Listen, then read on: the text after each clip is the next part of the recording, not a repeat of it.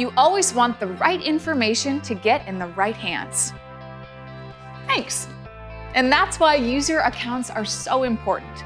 User accounts enable additional users to access the device in read-only or read-write situations. In this edition of Tech Talks, we'll show you how to create user accounts through the web interface on CBS 250 and 350 series switches. Next.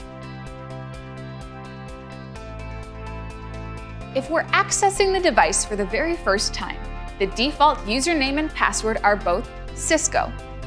After logging in, we can go to the left-hand side and select Administration.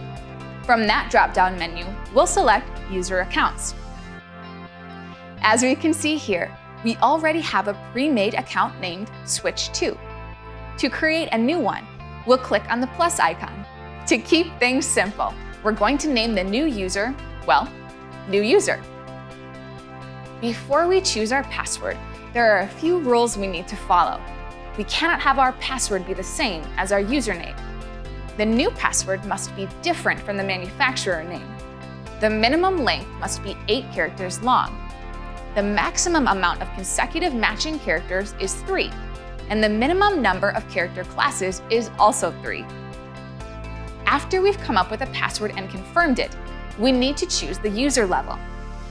The 3 options are read-only CLI access, which means the user cannot access the web interface and can only access the CLI commands that won't change the device configuration. Read limited write CLI access, where users can't access web GUI, but can access some CLI commands to change the device configuration. And finally, our default option, read-write management access. This level can do everything. It gives access to our web GUI and can configure the device. After we have that selected, we'll go and apply these changes. It looks like everything was successful. On the previous page, it now shows that we have 2 users. Apart from creating users, we can also edit user accounts. If we select the new user that we created and click the Edit button, we are now able to change its password and user level. It's that simple.